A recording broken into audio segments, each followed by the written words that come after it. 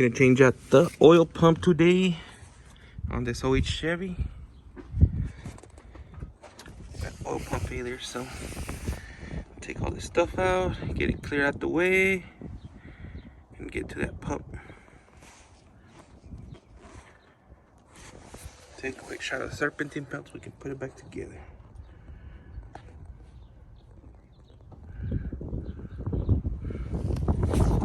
And anything else we end up having to remove.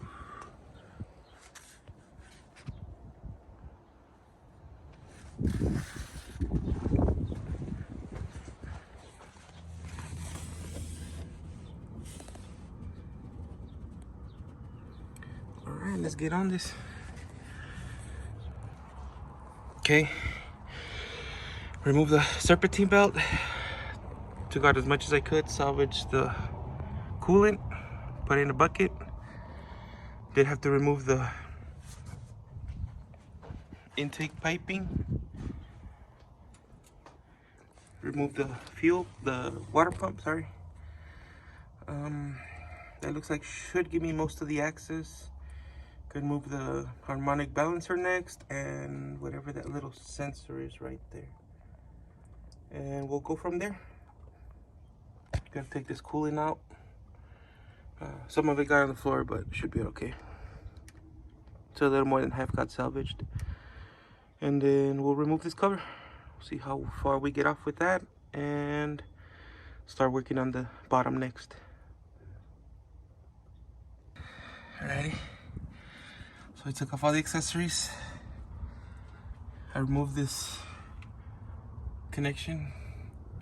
It was attached to the front, and disconnected that sensor and the one on top, which I don't think I needed to, but.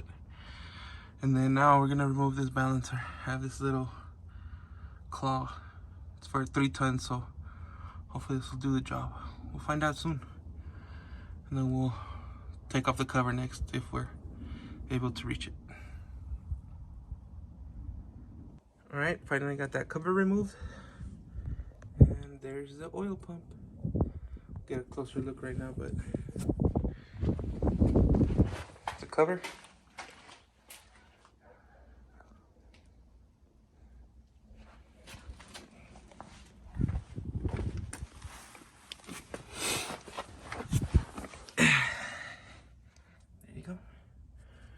So there's the pump.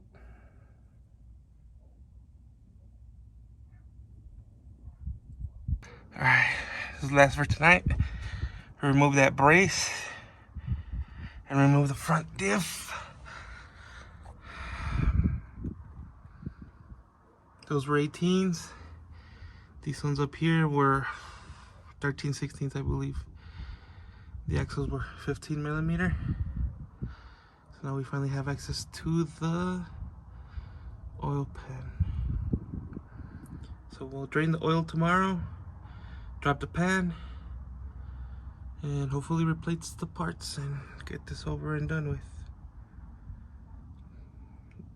Definitely needs a good cleanup. All right.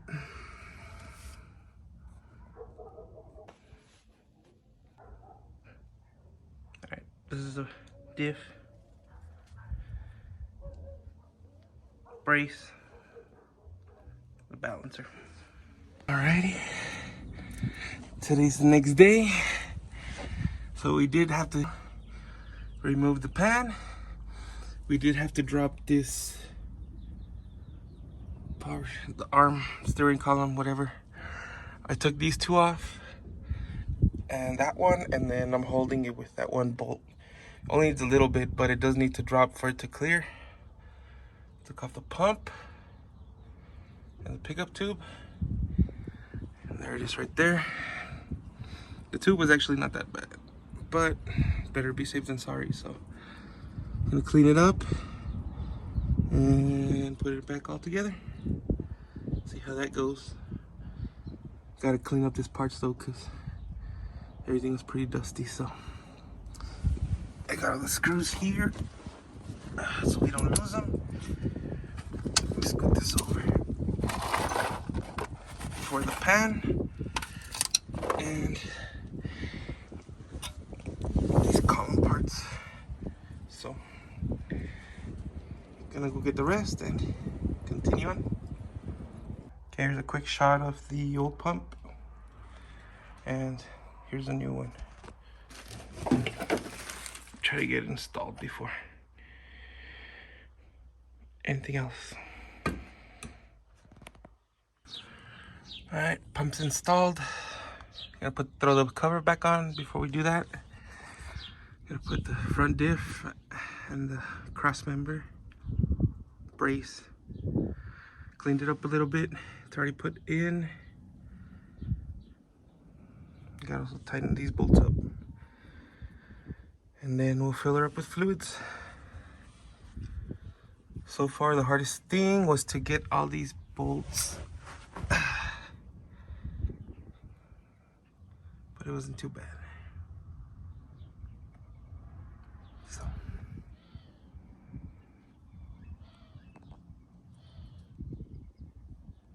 All good.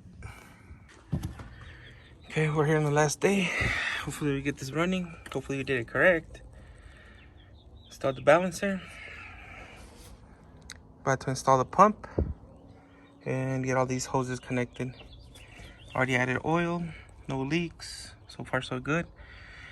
We'll just add the coolant and hopefully she starts and gets pressure.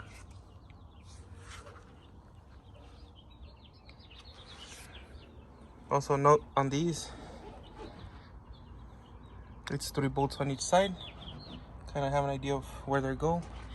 And I know there's a couple videos that have you remove the pulley and some other components, but honestly, the less things you move, the better.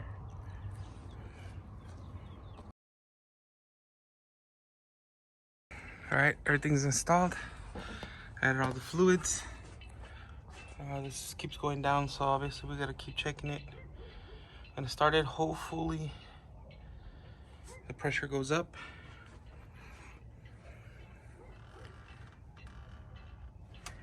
It already has new oil, new filter.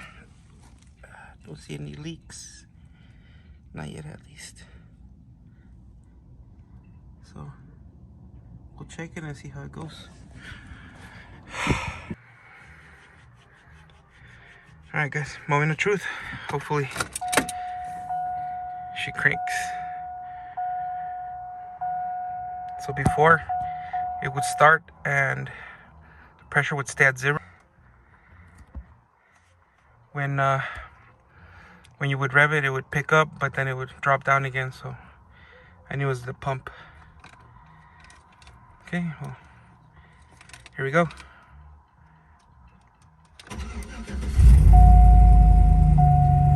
Whew. All right, great.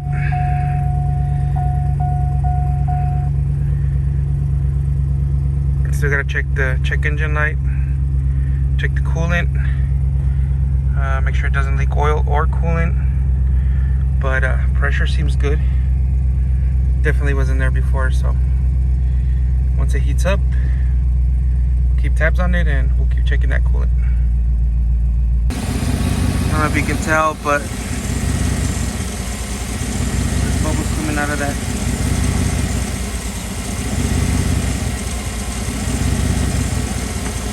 See if I can pick up the lighting on it.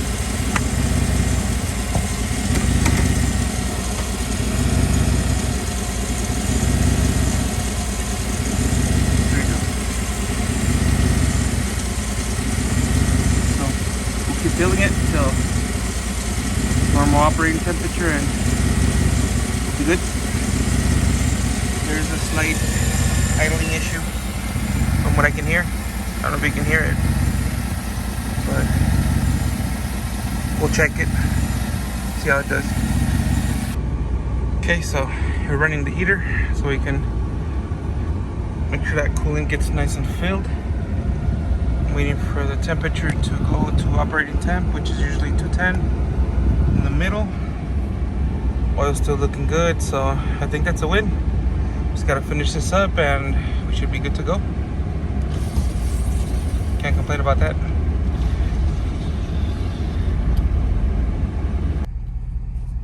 So just in the video, I did find the problem with the idle. That was my fault. On the intake, there's a little black tube that you're supposed to connect, kind of like to an EGR or breather or something on top of the